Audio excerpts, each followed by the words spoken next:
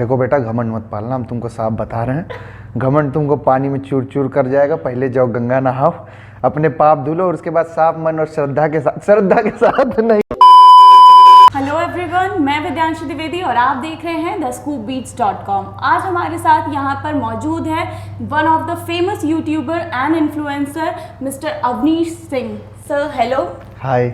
सबसे पहले सर मैं आपसे ये पूछना चाहूँगी कि आप अपनी जर्नी के बारे में, अपने यूट्यूब पे आपने कैसे सब कुछ अपना क्रिएट किया है, उसके बारे में हमें कुछ बताइए।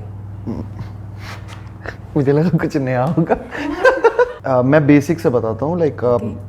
मैं यहाँ पे लॉ के पर्पज से आया था, क्योंकि मिडिल क्लास फैमिली में सपनों से पहले एक साइड बैकअप देखा जाता है। तो मेरे घर वालों ने बोला कि लॉ कर लो।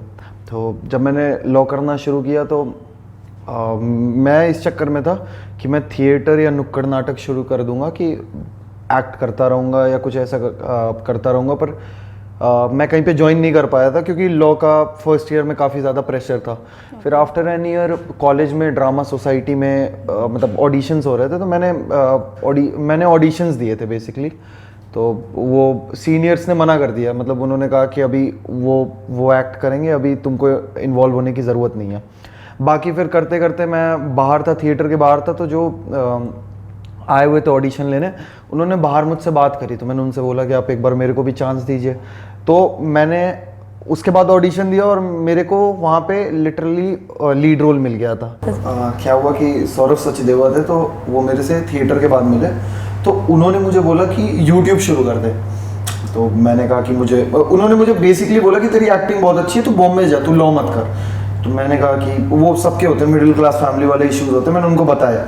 तो वो मेरे से कहते कि तू यूट्यूब शुरू कर दे। तो मैंने कहा कि यहाँ जो सब्सक्राइबर वाला है, ये जो सीन है, उस समय 2 ही नाम चलते थे। जब उस समय मेरे हिसाब से 2 या 3 नाम कॉमेडी में चलते थे, भुवन बाम, आशीष चिंचलानी और हर्ष बेनीवाल। तो मैंने बोला कि इनके अब अलग सोर्सेज है, लिंक है। और सबसे इम्पोर्टेंट बात थी ना कि मैं ना यूपीआई कंटेंट प्रमोट करना चाहता था। कि मुझे जैसे मेरी लैंग्वेज में मैं हमेशा देखता था कि अगर आप मूवीज़ बनाते हो तो कोई एक आप कैरेक्टर बना देते हो बिहारी बाबू टाइप का, एक आप बनारसी बाबू, या फिर यूपी वाले भैया, कानपुर। मतलब हमारे यूपी में इतनी लैंग्वेजेस है ना, अलग अलग तरीके से बोलने वाली। तो मेरा काफ़ी मन था उसको प्रमोट करने का। तो मैंने बोला कि मेरा मन तो काफ़ी है, पर पता नहीं चले ना चले। तो उन्होंने मेरे को मतलब एक बात बोली कि भाई कई लोग तो इतनी मेहनत करते हैं, भगवान से इतना मांगते हैं, तो उनको भाई ऑडी की कंपनियां दे देते हैं, फ्रेंचाइजी लेने की ताकत दे सकते हैं। तू अगर ये उम्मीद भी कर रहा है कि तुझे एक गाड़ी चाहिए, तो तू अभी इतना मान के चल, इतना ही मान के मेहनत कर, धीरे धीरे तुझे सब मिलता रहेगा। मैंने उनकी बात मान के मैंने नवंबर में चैनल बना लिया। नवंबर में मैंने यूट्यूब पे चैनल बना लिया और उसके बाद मैंने कुछ डाला ही नहीं। मैं सबको बोल रहा था subscribe to my YouTube channel, और मैं फेसबुक पे 1-2 ऐसी ही वीडियोस डाल रहा था। तो अचानक से क्या हुआ, मैंने पहली वीडियो डाली, वो वीडियो मुझे नहीं पता क्या हुआ, वो वीडियो वायरल हो गई। उस पर फेसबुक पे आ गए 26,000 व्यूज़। उसके बाद मैंने एक और वीडियो डाली, वो भी वीडियो वायरल हो गई। उस टाइम पे मैंने जब चैनल बनाया था तो डीमोनेटाइजेशन हुई थी। तो मेरी दोनों, मैंने मतलब पहली वीडियो ऐसी बनाई थी कि एक बंदा है जिसने पैसे वैसे जोड़े हैं, पैसे बहुत जमा किए हैं, उसकी बंदी का कल बर्थडे है और वो रात को बैठ के रो रहा है और मतलब सरकार को खत लिख रहा है कि भाई डीमोनेटाइजेशन की वजह से सारा प्लान मेरा चौपट हो गया। तो वो पहली वीडियो वायरल हो गई, फिर दूसरी वायरल हो गई। तो फिर मैंने सोचा ना कि यूट्यूब पे आने से पहले मैं थोड़ी पढ़ाई कर लेता हूँ, स्टडी कर लेता हूँ। तो मैंने फिर, मेरे पास आज भी एक नोटबुक पड़ी होगी, मैंने उस पर सारा लिख के स्टडी किया कि कहाँ से म्यूज़िक यूज़ करना है, कैसे करना है, सारी चीज़ें। और मैंने उसके बाद जैन के लास्ट में 2017 जैन के लास्ट में मैंने वीडियोस शुरू कर दी थी करना। तो पहले तो 1.5 साल तक मेरे 1000 सब्सक्राइबर हुए। तो उस टाइम पे ये भी था कि टाइम भी लग रहा है। मैं ये नहीं कह रहा कि ज़्यादा पैसे लगते थे, क्योंकि फ़ोन से शूट होता था, लेकिन कुछ भी थोड़े बड़े प्रॉप्स हो गए, ये हो गए, तो उनमें पैसे लग जाते थे। तो ये बात मैं अब बोल सकता हूँ, क्योंकि अब मैं डरता नहीं। मैंने इस 1.5 साल तक अपनी मम्मी को छोड़ के फैमिली में किसी को बताया नहीं था कि मेरा यूट्यूब चैनल है, क्योंकि मेरे फैमिली में थोड़े से ज़्यादा लोग पढ़ाई को लेकर कंसर्न थे।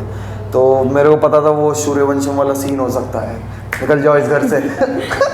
तो उसके बाद मुझे नहीं पता क्या हुआ, मेरी मॉम ने मुझे बोला कि लॉ कंप्लीट कर लो, उसके बाद इस पे ध्यान देना।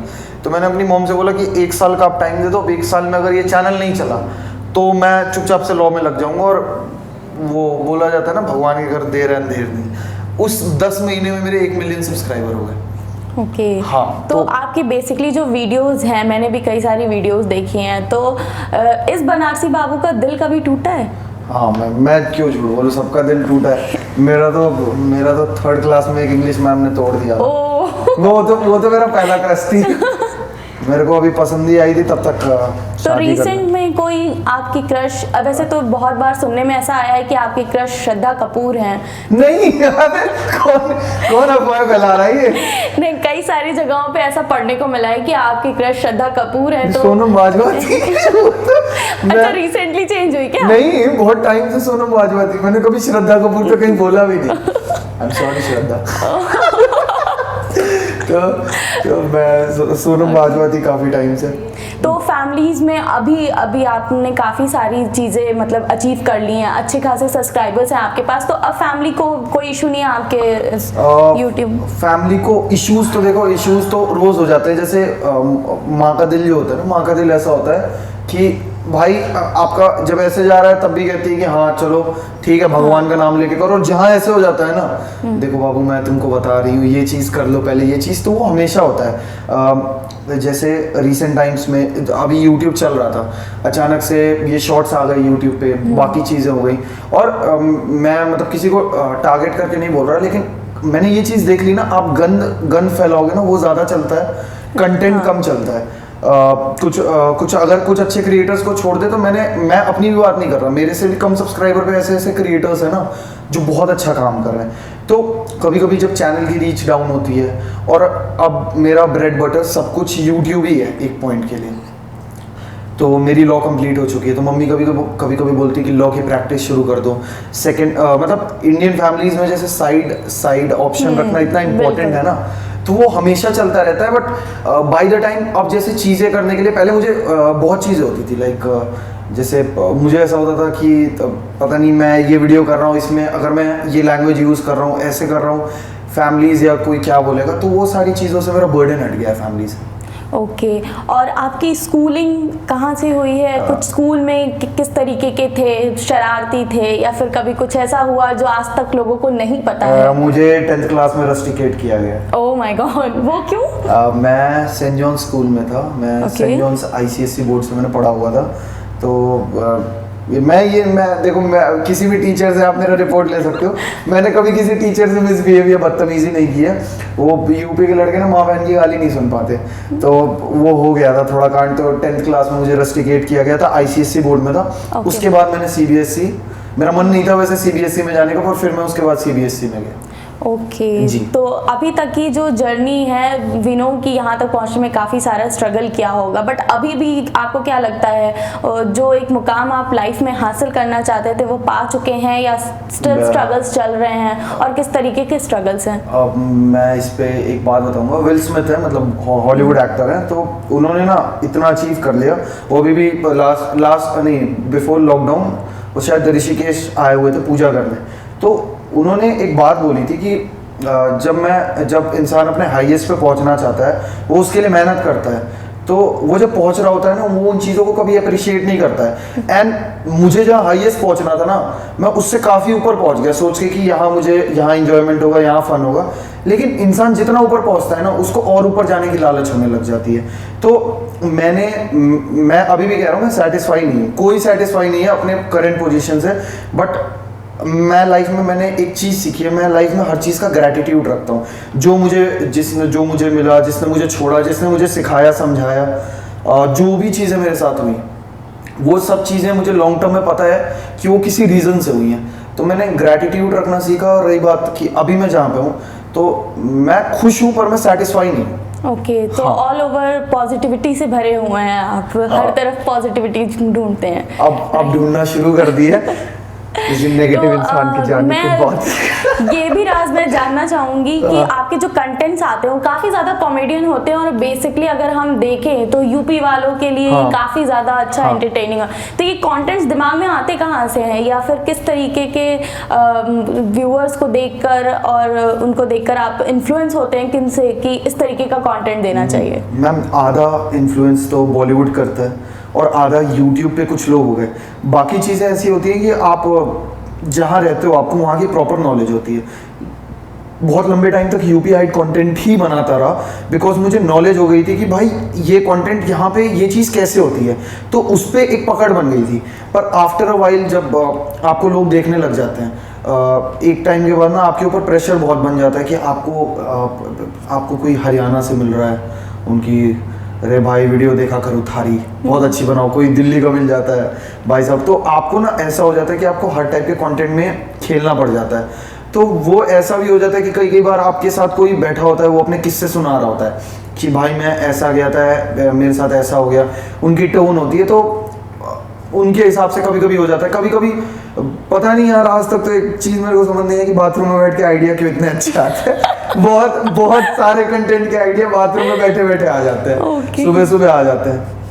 ओके तो ये कंटेंट तो आपके काफ़ी ज़्यादा अच्छे हैं नो डाउट। तो आपसे एक छोटी सी रिक्वेस्ट होगी कि अपने बनारसी बाबू स्टाइल में अगर आप कुछ अपने व्यूअर्स को बताना चाहें, स्पेशली वो जो अभी यूट्यूब में मतलब यूट्यूब इंडस्ट्री में कदम रख रहे हैं और एक अच्छे यूट्यूबर बनना चाहते हैं, उनके लिए अगर आपके पास कोई सजेशंस हो। देखो बेटा, घमंड मत पालना, हम तुमको साफ बता रहे हैं, घमंड तुमको पानी में चूर चूर कर जाएगा। पहले जाओ गंगा नहाओ, अपने पाप धुलो और उसके बाद साफ मन और श्रद्धा के साथ नहीं, साफ मन और तुम्हारी वाली जो भी है उसका जो भी नाम है उसके साथ तुम कदम रखो यूट्यूब पे, मेहनत करो, लगन से मेहनत करो, फल की चिंता मत करो, तुम्हारी किस्मत में होगा तो आएगा, नहीं तो छीन लेना।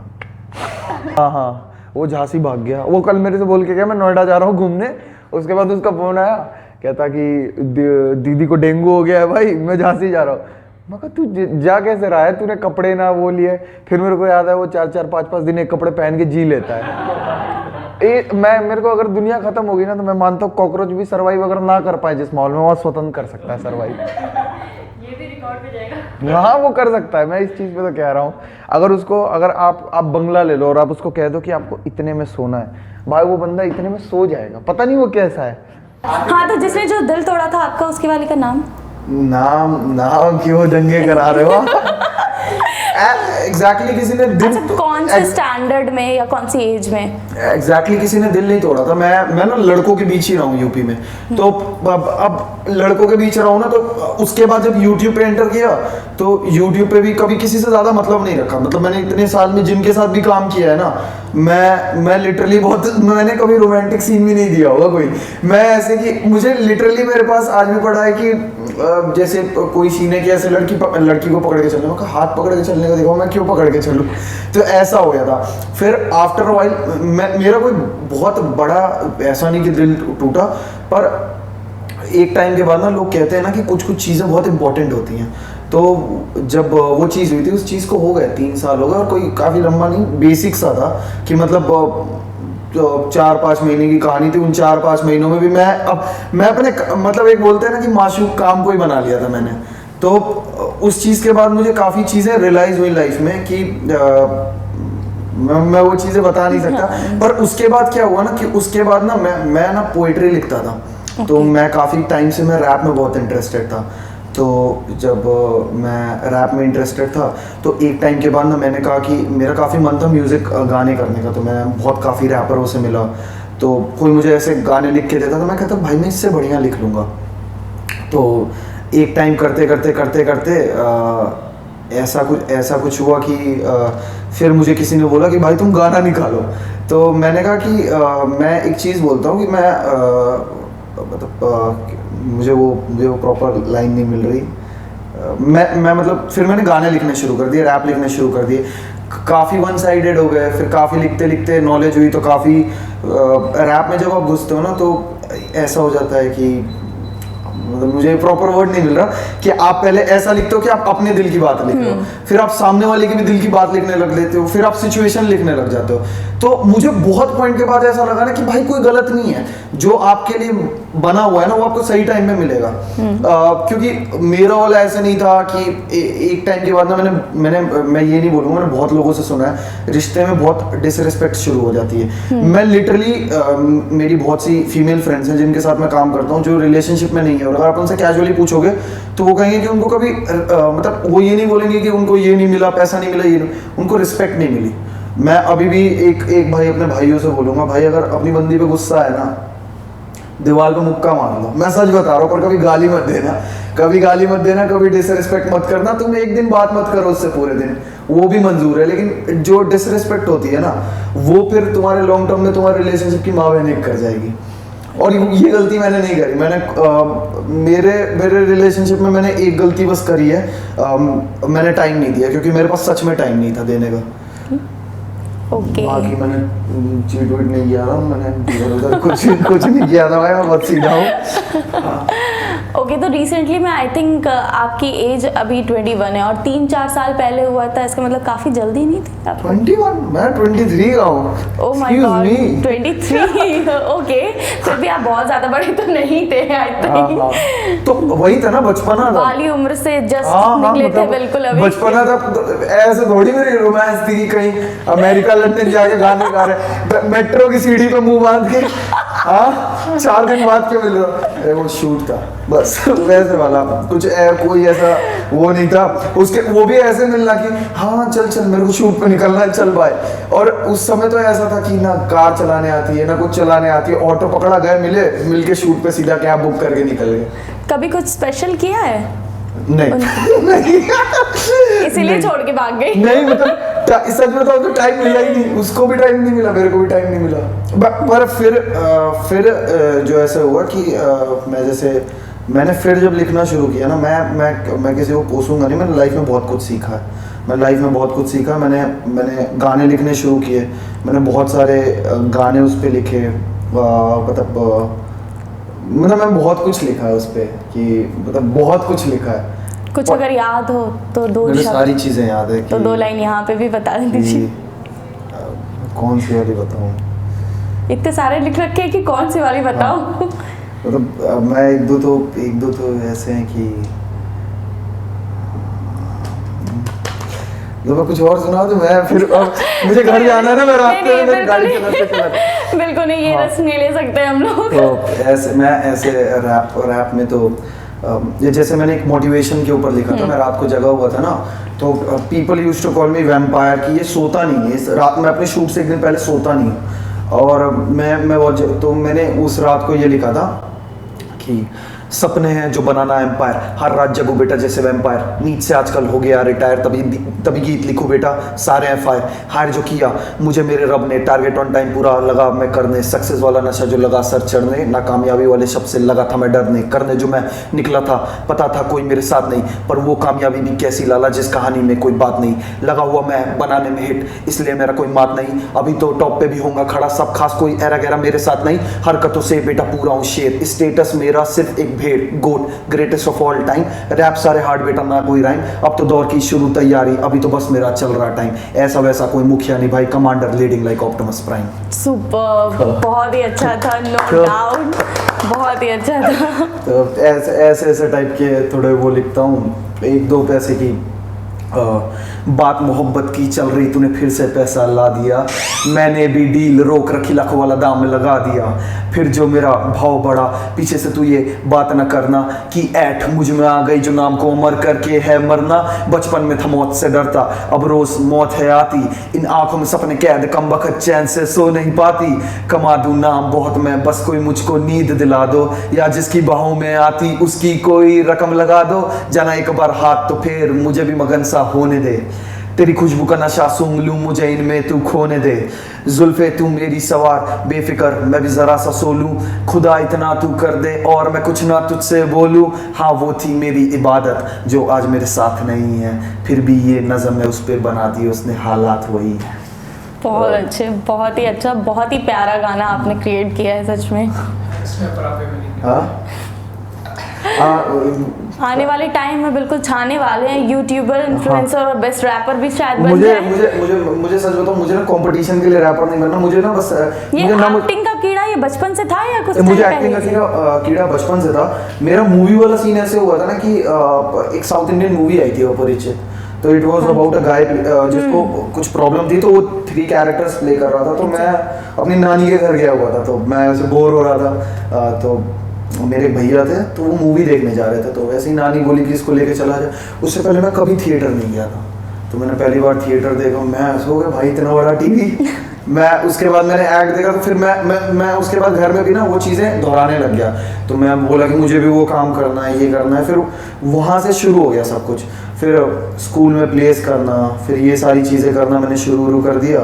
तो वो चीज़ मेरी मैं अभी भी शायद 9th 10th 11th 12th मुझसे कभी कोई पूछता था ना क्या बनना है, तो ये सब बोलते थे। मेरे साथ के छिछोरे बंदे जिनको पता है कि बाप की दुकान पे बैठना है, वो बोलते थे कि भाई मुझे एस्ट्रोनॉट बनना है, पायलट बनना है, सीए बनना है। मैं कहता मुझे एक्टर बनना है। उसी टाइम से बिल्कुल क्लियर थे अपने वजन को लेकर। हाँ। शुरुआत से ही। हाँ, मैंने लिटरली इसीलिए ना एक वीडियो, जब मेरा पहला बॉलीवुड कोलैबोरेशन था अली फैजल के साथ, मेरा पहला बॉलीवुड कोलैब जो गुड्डू पंडित का जिन्होंने रोल किया था मिर्जापुर में, तो मैंने उस वीडियो का नाम इसीलिए रखा था हमको एक्टर बनना है, कि हाँ उस चीज़ Okay. पे कि हाँ वो मेरे लिए काफ़ी बड़ी चीज़ थी उस टाइम पे।